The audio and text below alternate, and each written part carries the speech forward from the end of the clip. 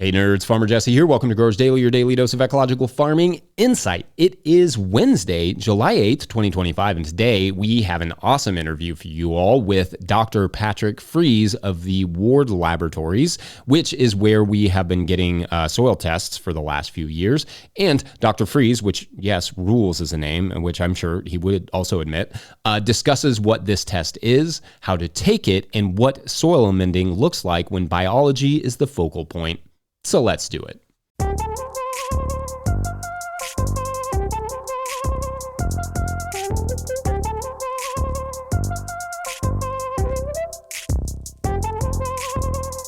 Dr. Patrick Fries, welcome to the show. Thank you, Jesse. It's great to be here. And it's great to have you. I'm super excited about this conversation. I've actually been using the Haney test for a few years, and I'm excited to dig in a little bit on it. So tell us maybe first a little bit about who you are, where you are, and what you do.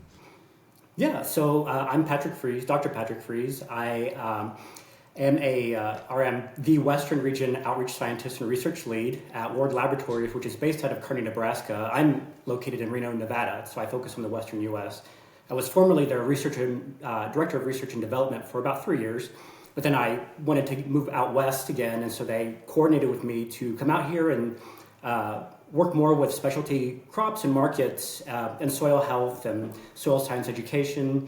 A lot of what I was doing before, even research and development, but mostly focused on the Western U.S. So that's what I'm doing out here.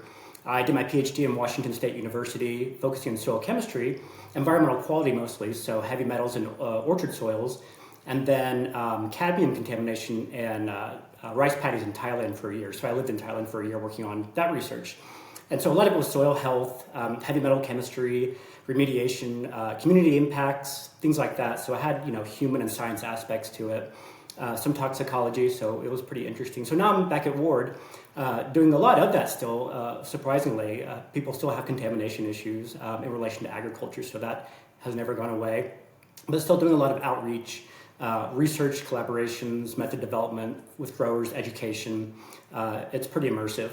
Can we digress for a second and talk a little bit about what's causing, like, when you were talking about the contaminations in the orchard, like, what is that? What are those primary causes of those? Yeah, it's pretty fascinating, and a lot of things that people don't really understand or weren't even aware of, especially people who buy houses in old orchard soils and they find all this contamination. So from about 1900 to 1950 or 60, they used what's called lead arsenate pesticides to treat codling moths in orchards. And this was a huge issue, still is for orchards. I still get this question, how to manage codling moths in orchards, and a lot of it they use now are like physical ways to manage it, but that's a totally different story. So they spread lead arsenic pesticides every year, tons and tons of this stuff every year in every orchard. So this isn't just a Washington State issue, it's everywhere where we had orchards globally, they use this. And the soil is like a sponge, it just soaked up the lead and the arsenic. And so it just built up year after year. And then, orchard soils are, I would say, prime real estate because they're well drained, they're near water supplies. So they're very scenic areas. So they sold the land for development. And especially in central Washington, this was a massive issue because people found thousands of ppms of lead and arsenic in their front lawn and backyard. Had no idea what they were getting into because you don't think to test the soil like that if you're buying a house. You just assume these things will be disclosed, but, for whatever reason they're not. I guess if you want to sell a house, you don't give them all the information. So around schools and hospitals, they're required to replace the soil, but around residential areas, they're not required to. And there's not really a paper trail to, hold someone accountable for this, years of contamination. So, people still want to garden, they still have kids who want to play in the dirt. And so we found ways of retaining the lead and the arsenic in the soil, keeping plants from taking it up using organic amendments that are chemically modified, either enriched with iron, or in some cases, like with the cadmium in Thailand and the rice paddies, we used biochar enriched with silica at some of the research. So you have to know a lot about the chemistry, how these things work in these systems. For example, if you apply compost directly to soil with lead and arsenic, it's great for binding up lead. It sticks to lead pretty readily, so the plants can't take it up. But it can release arsenic because of the different chemistries, or I would say similar chemistries. They repel each other, and so they kind of release the arsenic out into the soil for plant uptake. So you have to add iron as like the binding or the bridge that will grab onto the arsenic, while the compost, the organic part, grabs onto the lead. So it's pretty gritty chemistry, but it's a very practical way to reduce plant uptake and human exposure risks with lead and arsenic and cadmium in some cases. Wow, that is fascinating. I definitely feel like there's so much more conversation to be had about, especially when you were talking about the biochar stuff. I know there's probably going to be a lot of interest in that, and maybe that's a conversation we can have another day if you're up for it. Oh, for sure. I wanted, though, for our particular conversation to talk a little bit about the Haney test. Can you tell us a little bit about what it is and maybe a little bit about how it differs from other common soil tests? Yeah, so it is a pretty unique test. So it was developed by Rick Haney, Liz Haney, and two other counterparts at A&M in Texas. And it's a biological soil test. It's been out for a few decades. It's unique in that, in terms of, I guess in comparison to standard fertility tests, which are strict chemistry tests. So you look at your nitrogen, you look at your phosphorus, potassium with specific chemical extracts that we've used for many decades now. They've been vetted in the research. They've been related to yield for certain crops. So if you extract it with, say, ammonium acetate, which is normal for, say, potassium, we relate that extract to a certain amount and then to a certain yield goal. So that has been sort of like tried and true, academically for decades. The Haney test, though, it's strictly a biological test with some chemical components. So it uses respiration, which is soil incubated with water for about 24 hours. And as the microbes interact with the water and come back to life in the incubator, they respire, they breathe, like any organism. And then you measure that breath, and that breath is related to, and that amount of breath is related to an amount of activity. So that's one part of it. That's essentially the engine of the soil. So that really shows you how active it is. Then there's water extractable components, water extractable carbon and nitrogen, which are essentially food sources for those microbes. It's the most, I would say, passive or easy way to pull out something from a soil is with water. So whatever's in the soil, the most active parts are going to be pulled out with the water, and that's what the microbes can essentially access, which is why you use water.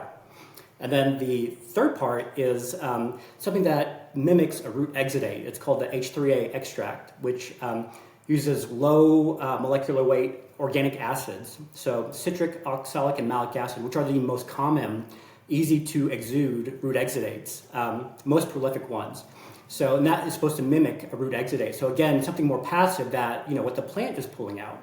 So it just kind of touches on what is the most active thing going on in the soil system in relation to what the plant can see and what the microbes are doing and accessing.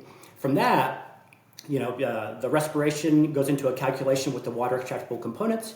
You get a score, which is essentially, how active is the engine, basically, and that gives you a good proximity in terms of how to manage the system going forward. As it relates to certain cover crops you want to use that are carbon-rich cover crops like grasses, or nitrogen-rich ones like legumes, to kind of balance out that carbon and nitrogen that you're seeing in the water extractable components. Because microbes, they need about 5 parts carbon to 1 part nitrogen, or it might be the other way around, to break down one or the other. So you have to have a balance of carbon and nitrogen to make sure that the engine is humming along just fine.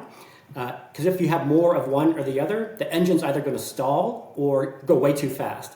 And so you kind of have to level it out to a nice hum.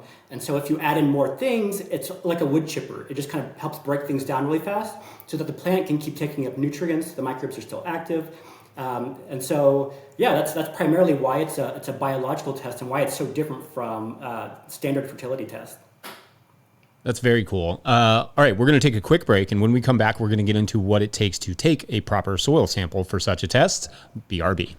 Today's episode is brought to you by Farmhand. If you're listening to this, you probably found 5 rare minutes to breathe, but what got pushed back further down the to-do list to make that happen?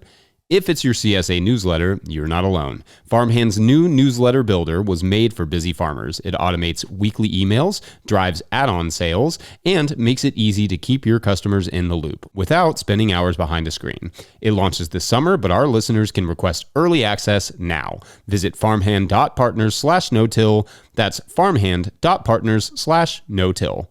All right, back to the show. All right, so you gave us a little bit of a rundown of the Haney test in the first segment. Maybe tell us a little bit about proper soil sampling tips and techniques, what to keep in mind for this particular test, or maybe how it differs from other tests. Yeah, so for sampling, for standard fertility sampling, you can do it one of two ways. I guess you can do it many ways, but the standard approach is either post-harvest, so post-fall, to see what's depleted or like what's left in the soil, or pre-planting in the spring. And so you can see what you need to add. Some people add, I guess the larger co-ops or entities like that, they'll add the fertilizers post-harvest. If you have a dry winter, you can kind of get away with that. You don't lose too much of it, but it's typically recommended to apply anything pre-planting to make sure that nothing's lost. Now, this is different in sampling for soil health, from any other soil health test. Haney, PLFA, a lot of carbon testing, is that you do it in the spring whenever the ground has warmed up to about 50 degrees for several weeks. So it's not frozen, the sun's been out, and it does get cold at night still, but you kind of want to see as things are waking up what they're going to be doing. And so normally you sample in the spring pre-planting. I would say several weeks pre-planting, and it really depends on the crop as well. But you can do standard grid sampling or composite sampling as you do with normal fertility tests. So basically, you can take a sample every 2.5 acres or 5 acre grid, depending on the size that you're using. A lot of large growers, I rarely see them using strictly soil health tests for a lot of their fertility because a lot of their stuff is yield based. Now, if they're like organic or regenerative systems, yes, they will do that. I've seen people who do large amounts of grid sampling and using like Haney test or other soil health tests. But you can approach it that way as well. If you're working with a smaller area, you can do a composite if it's a flatter area, which means like you would take about 15 to 20 cores within a given region, you mix it up, and then you take a subsample of that, and that represents a certain area. Now, we say the composite shouldn't represent more than a 40-acre plot. So it really depends on kind of what you're working with, what the area you're working with, the crop, and the topography. If it's more hilly, you match up zones. So the high points to high points, the slopes to the slopes, and then the low-lying areas to low-lying areas. And then you can composite those similar areas together to represent those specific areas. That's the other way to do it if you're like zone sampling in hillier areas. That's very interesting. I actually am on a bit of a slope, and I've kind of broken it up more by plot, but I hadn't thought about doing it. Like some of the plots, they start at the top, obviously, and then end at the bottom. I hadn't thought about doing it, sampling the center of those plots as one sample and then the tops and the bottoms. Does that make sense? Yeah, because the chemistry of the low-lying areas, the slopes, and the top areas, they're very different. I mean, when I was an undergrad, we did a research study actually near Tahoe looking at the chemistry of a slope, or what they call a katina. And the texture and the chemistry of the low-lying areas, because the clay is washing off and going down there, has a very different chemistry and fertility regime than the slope, which is less developed. Things are kind of like running off the slope, so it might require more fertility. And then on the upper areas where it gets a lot of the rain and moisture, and sometimes the heat, it has a very different fertility regime as well. So in these areas where they do, like eastern Washington, where they have the Palouse, the rolling hills of the Palouse, a lot of that is very like precisionally managed because of the drastic chemistry differences across the entire topography. And you mentioned earlier kind of organic farmers and regenerative farmers versus sort of larger scale conventional farmers in their interest in this test. Does that track? Like, do you see more interest within the sort of organic regenerative community with this test, or is it growing interest in the conventional community? Like, what do you see there? Yeah, I think, especially since now we have some of these certifications. So Rodale has their ROC, their regenerative organic certification. And actually, I was at the co-op last week, and I was looking through some of the products, and I saw the label on there for some of these. So usually it's the larger regenerative organic groups that are actually using this test and other soil health tests as a way to kind of track their progress, and and now also as per the requirement for some of these certifications. But a lot of them, yes, they are using Haney tests or other soil health tests because they are different in terms of how they're managing their soil. Because again, it's more of like a biological approach to management. So you need a biological indicator of some kind, whether it's the water extractable components or the respiration. The respiration is a really good one. That really is going to tell you how active that soil is.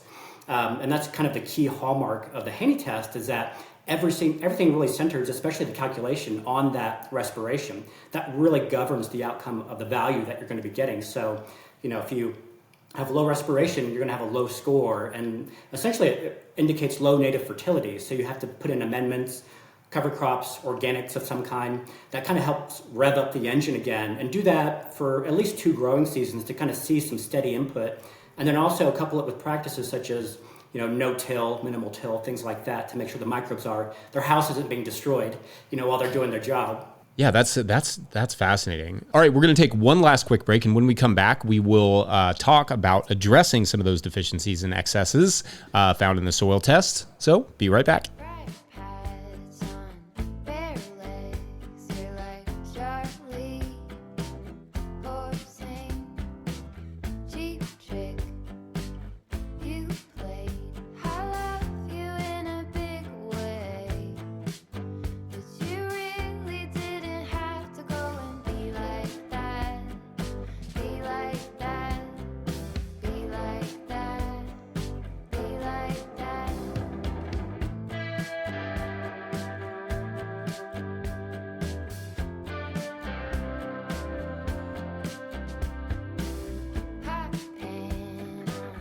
All right, so you talked about taking the test. You talked about what's in the test. Once you have that test and you have maybe some recommendations from Ward Labs, can you talk about suggestions for amendments and amending? How do you recommend farmers go about this, especially in our case, like organic farmers? Well, the main approach is cover crops. So that's really kind of the goal for things like with regenerative agriculture. It's regenerative because you're regenerating the activity of the soil. And to do that, you need microbiology. And to support microbiology, you need things like, living roots in the soil that will produce root exudates, which feed and communicate with the microbes to kind of help coerce them to do their job, to interact with the roots, so that the plants can actually have nutrients to take up. So it is this very kind of robust, dynamic relationship. And so the recommendation you typically get from a result from a Haney test, or other soil health tests, are cover crop recommendations. And that's one approach. That's typically what people get. Is so if you get a low, if you have low carbon in the water extractable carbon component, that means you need carbon inputs. So your recommendation will be something that's a carbon-rich cover crop, so like maybe a grass species of some kind. It'll also be balanced by a lower portion of a legume or a nitrogen-rich one, because again, you need that balance to kind of help make sure that the microbes have a balanced sort of like food supply, not more than one or the other. Otherwise, you'll have sort of like I said, the engine stalling in some way, and so that's the whole approach for that. So you'll have a cover crop recommendation that's carbon or nitrogen rich. That's kind of the main approach, is that it's either going to be a grassy or a legume species of some kind. The other part of that is other soil amendments, so like compost, manures, things like that, other carbon sources.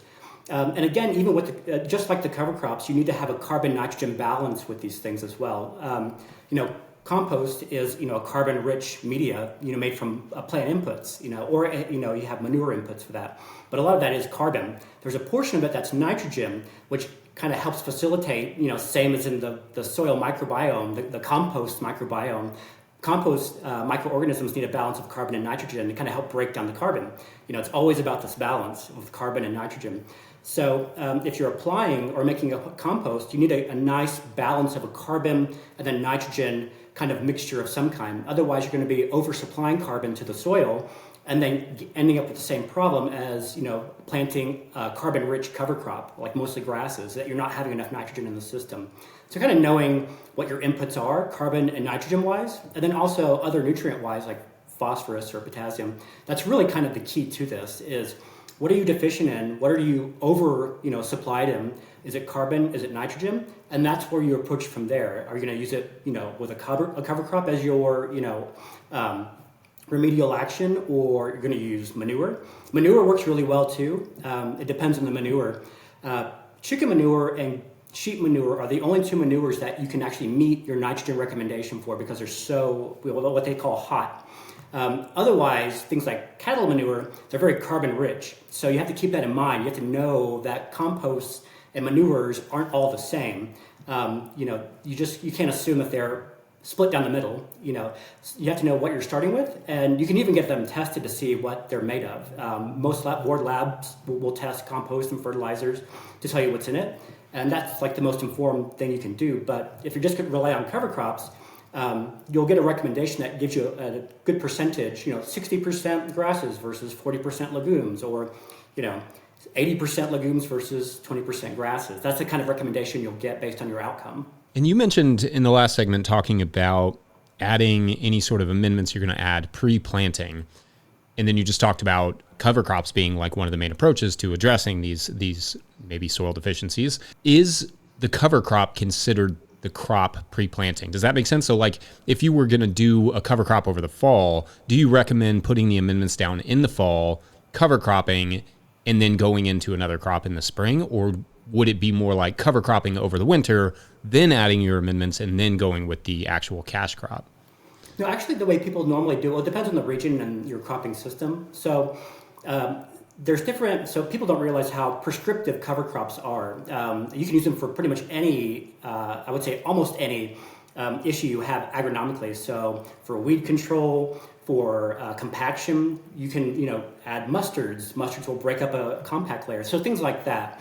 So there are cover crop species that will grow over winter in many cases. So people will often, so if you do, say, a soil amendment like manure or compost, like post-harvest, it'll sit, it's not going to break down too much over winter, but you can actually plant a winter species of some kind.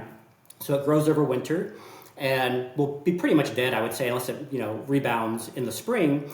But you can also plant into that. So that's typically how they use cover crops, is that you're planting it, you let it grow about a week before planting, you terminate it or crimp it, then you plant into that. And that cover crop will then act as a fertilizer source as it's breaking down, which is also why you need that really critical balance of nitrogen and carbon to make sure that the microbes will actually break it down and provide food for your crop.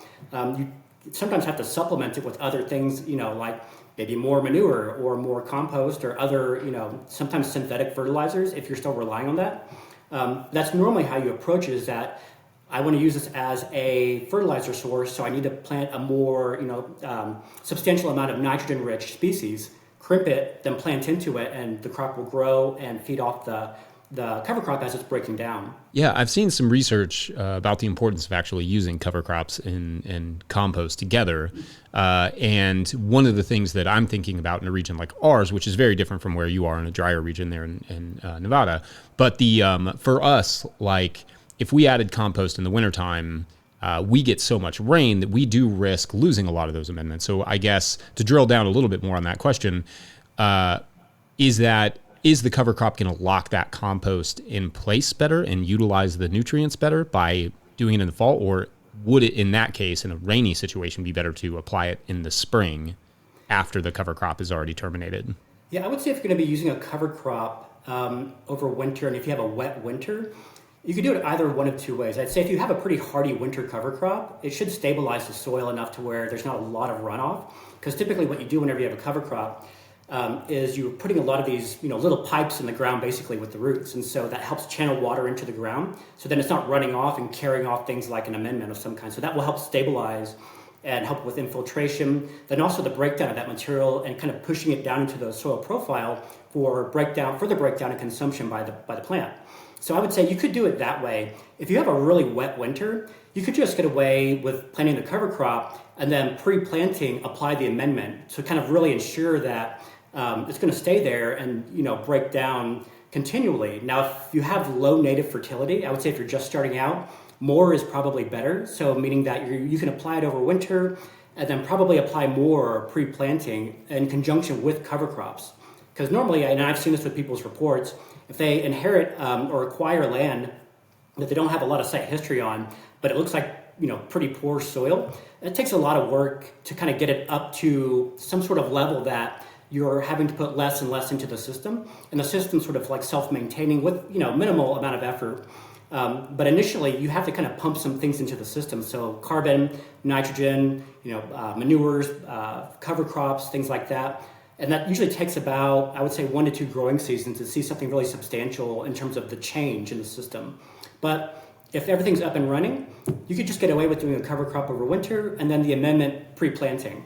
In terms of like, so let's say you get a soil test back and it does have a high respiration rate, like it gets a high score, the more likely recommendation in that case is probably going to be a cover crop rather than a series of amendments. Is that kind of how it sort of works on the spectrum? Yeah, because basically at that point you're looking at, again, the engine of the system. It's humming along really well. Now you get into an issue if you have really high respiration, because they do need the carbon as a food source, that you could be limiting the carbon in the system.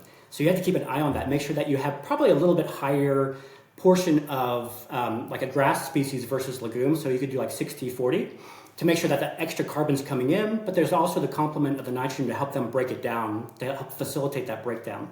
But yeah, if you have high respiration, you want to keep that engine running pretty well.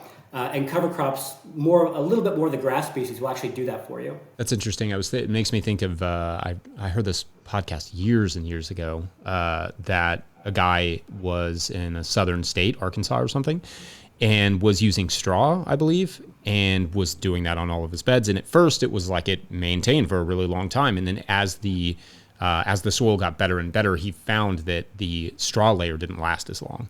Like it decomposed significantly faster and faster every year. So he had to use more and more straw to keep it, to sort of maintain it. So that's kind of what that makes me think of when you were talking about carbon.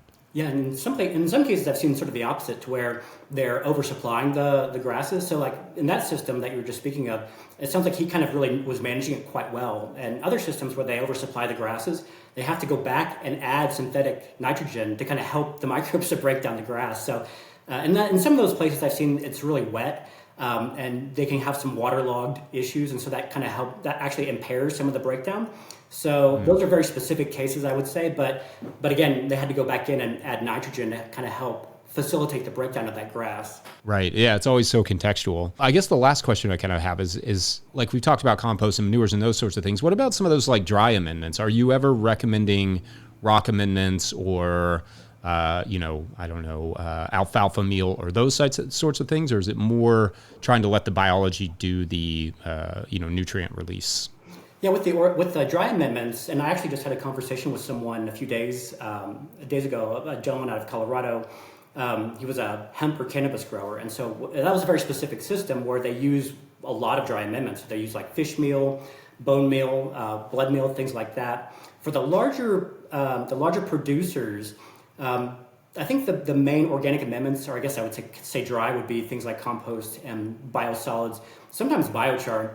But for the smaller acreage ones, and I've also seen this with the peach growers in western Colorado, they'll use a lot of the organic amendments, like fish meal and things like that, because they can kind of manage it more on their smaller acreage. The larger ones, may not be as cost effective, but on the specialty smaller acreage producers, yes, I am seeing them using those. And I gave recommendations for blood meal, fish meal, different amounts to use in some of these specific systems. I actually give a lecture every other semester for one of my friends out of California for her class.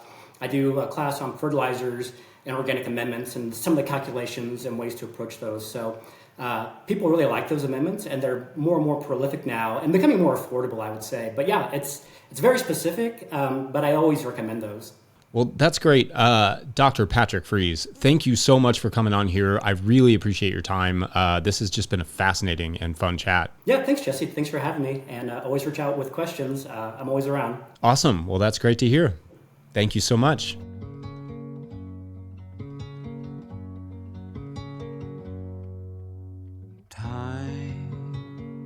Undivided moves in circles, trapped like a wave. All right, I hope you enjoyed that episode. I will link Ward Labs in the show notes so you can check out their offerings. Also, hopefully I can get Dr. Fries to come back on at some point to talk about the biochar stuff he was kind of referencing there, as I know that is a big area of interest for you all, and it especially sounded fascinating the way he was talking about it. Don't forget, No-Till Growers is now officially a nonprofit 501c3, so donations, while they're tax deductible and greatly appreciated, please make sure to like and/or subscribe and/or follow wherever you're getting this podcast. That's an easy way to help us out. Enormous thank you to all of our show sponsors. And if you'd ever like to sponsor this show, you can reach out to Farmer Michelle at notillgrowers.com. Huge shouts to Willie Breeding for the theme music, Mike Hilbert for the production help and editing, and the team at No-Till Growers. Also, shouts to Epidemic Sound for the background music that you can hear.